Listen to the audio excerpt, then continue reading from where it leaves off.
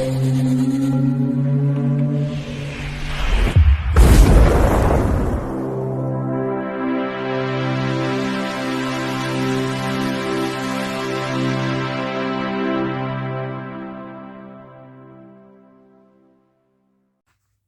Bayek, it's me. Well, anyhow, I have got a real treasure. Yes, these are important historical documents. Oh, yes, they are. They're great. Obviously, they're reproductions, but no, it's still great to have them. Mind you, I'd probably have special gloves on and all that sort of stuff and would be hardly handling them, but I'm going to show you these. And they really are really good to look at because they important part of our history. Yeah. So I'll get on and open them up. Right. Okay. So what shall we do first? We'll go in order of the oldest to the newest. Okay. So the first one is important in the development of the Bible and how it was looked upon. This is from the Lindisfarne Gospels of 700 AD. So this is from 700 AD. And this was all undone by the monks.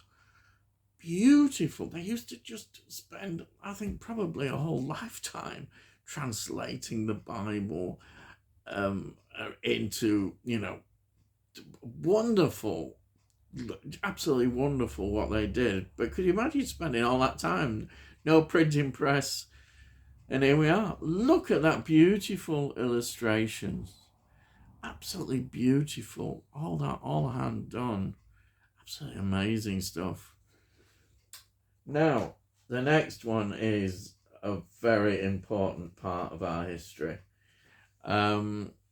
When William the Conqueror in 1066 invaded Britain, that last time we were ever invaded, he wanted to know about the country. He wanted to do like a census in a way of what was in the country, the population, and this was the famous Domesday Book. This is a masterful document in terms of history because we can look at the Domesday Book and get such a picture of what England was like at that period in time. It is amazing. It is an amazing historical document, and here is a reproduction. Now, this is from Norfolk. This is the Norfolk section of the Domesday Book, and if we look inside, we've got this. It's all handwritten of all in Norfolk. Wow, what an amazing document. They're all in Norfolk. Wow. And there's the back as well of it. So that is the entry in the Domesday Book for Norfolk. Then we have got the next one, which is perhaps the most, famous document in English history. This is where it all begins in terms of rights that shaped nations, and what people refer to this document still. It is the Magna Carta. The Magna Carta, which King John was forced into signing because the nobles, men, and all the people up there wanted to control him to some extent. Now, they didn't get the full control. That struggle continued, but it was the first time that rights were given.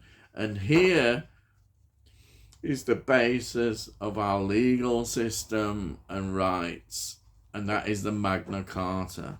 What a document that is in terms of the world, not just in the country. Legal systems are based on this document. Absolutely amazing document. Okay, now the next one. This is from 1250, and it's the oldest existing map of our country. There it is, yeah, of England. Look at it there. You could see a bit of resemblance with the shape there. Imagine they had to produce this map. It's not a bad reproduction. They couldn't go up in the air or anything. They had to just do this, I suppose, going from coast, just along the coasts and trying to work it out from that. But that's not bad, is it? That's not bad at all, looking at that. That's really good. So that is the oldest map, and that is from 1250. Right. Now, the next one. This was a project that Henry VIII was involved in. Of course, don't forget, Henry VIII became the head of the Church of England. We were no longer, a Catholic country anymore. We were the Church of England. But he was very Catholic anyhow, the Church of England. But what he did, he was about another version of the Bible, obviously translated. The major translation of the Bible comes with the King James version, which is 1605. James the First was involved very much in getting that done. But this was Henry VIII, and there it is. Look at that, beautifully illustrated. And there is how he likes to always be the centre of attention. He was a despot, was Henry VIII. We sometimes have a romantic image of him, but when he got really, particularly when he was older, people couldn't dare oppose him. Otherwise, they were gone. He got rid of them, executed a lot of them, yes. So that's a beautiful illustration, and that's a romantic image he had of himself there at the head. Always the head there. And everybody's around him, Right. So, the next one is another important point in our history. Now, the biggest threat that Queen Elizabeth I faced was from Spain. Spain had been very much part of her sister's rule, Mary. Fortunately for this country, Mary was only, I think it was about 5 years queen, but at her time she was known as Bloody Mary because she tried to impose the Catholicism back, and very much with Spain involved. But of course, when she died, Elizabeth took over, and she was a great defender of the Protestant religion, and also she was important in shaping the nation again. It's all part of the uniting the nation, and she did against the threat of Spain. Spain was determined that they would invade our country and impose Catholicism, and overthrow Elizabeth I. And this is the document about the Armada, the Spanish Armada, and the threat. We had to face it and defeat it, which we did. Yes, it's an important point in history. And here is a very important signature. There is Francis Drake. Francis Drake, great explorer, also defender of our country against Spain. Amazing, absolutely amazing. But there it is, Francis Drake, also sailing around the world. There it is, amazing adventurer and defender. Brilliant. And then this now next document, well, it's one of the periods of history that I know very well. I've specialised in.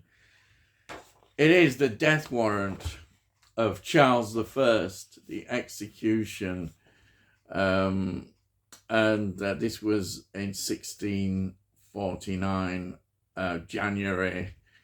I think it's January the 30th, or 29th or 30th, 1649. He gets the chop.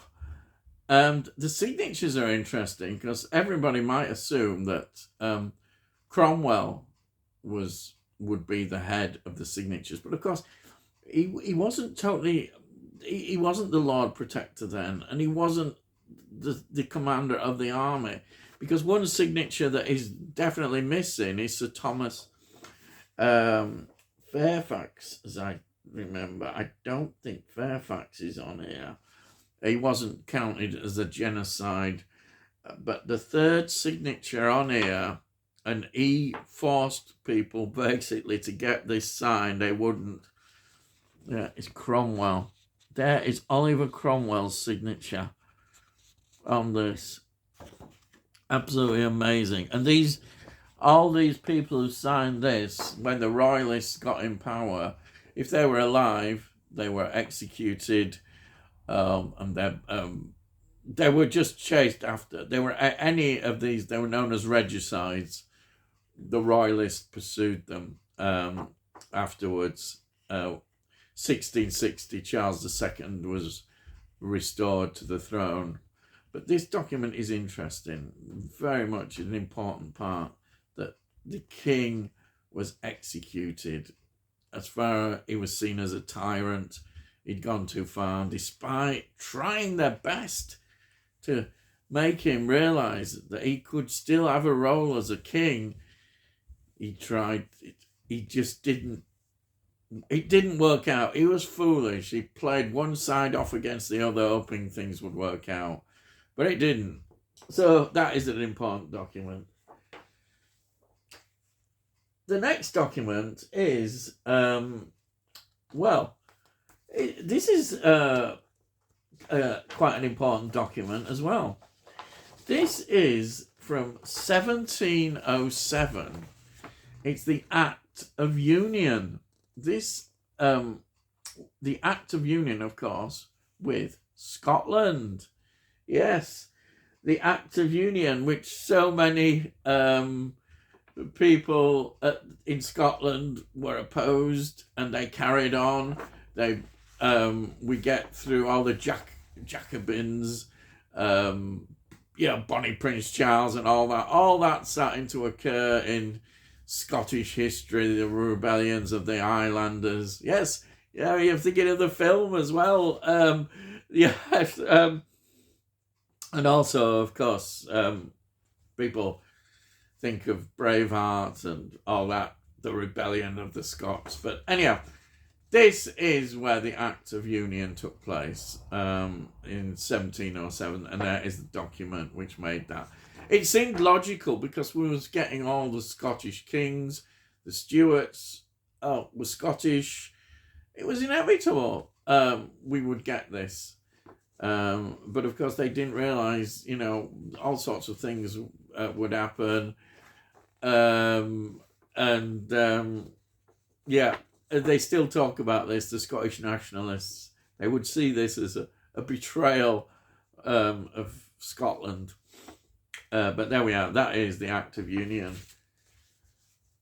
And then I've got here. Now, this was done by one of the officers at the Battle of Waterloo of 1815, about the positions of the armies. And this is important, Battle of the Waterloo, because it's one of those points in history which ended effectively the Napoleonic period. But also it's seen a lot of important things as a marking point in our history, the Battle of Waterloo. Napoleon was, it was Napoleon trying to come back after we'd put him in exile. and he escaped from, I think, one of the island, a small island. It was Elba, I think, or something like that. That he escaped anyhow and had a very short rise, and Wellington defeated him as he would do and became the hero. Yeah, absolutely a major historical battle in terms of military history as well. And Wellington was just a brilliant commander. Yeah, this is fantastic stuff. But there it is. It's actually one of the officers did this in the battle. Great, absolutely wonderful. And then finally, here we have the marriage certificate, which was authorized by the king of his daughter. 1947, the marriage of Queen Elizabeth II. Queen Elizabeth II, it's considered now, I think, as a major important part in our history. And she, of course, was the longest reigning queen. I think a lot of people didn't think Victoria would be beaten, but yep, our Queen Elizabeth II was our longest reigning queen. I don't think that will ever happen again. I think she will remain in history as that. And also, I think history is now looking back at her period as a major importance to our nation. It brings really modern Britain to the forefront. This whole, you could call it a second Elizabethan period. It is just absolutely crucial to how we saw ourselves in the world and how we transferred, and the birth of the Commonwealth nations coming together, the end of colonialism, in terms of Britain as a world power, but we still, with the Commonwealth, having a group of nations cooperating with trade and that point of thing. And the Queen was very much part of that and symbolic of that. And some nations who are in the Commonwealth didn't really accept her in terms of being their queen. And you can understand that when they went independent. And some nations have debated about it, like Australia. But Australia, there's still, I think, has been enough to keep the monarchy at the moment as recognised for their nation. But Charles is not going to have the same, I don't think, love and affinity that Elizabeth II had. I mean, she was a very much loved queen, I think, whatever people's opinions on the monarchy may be.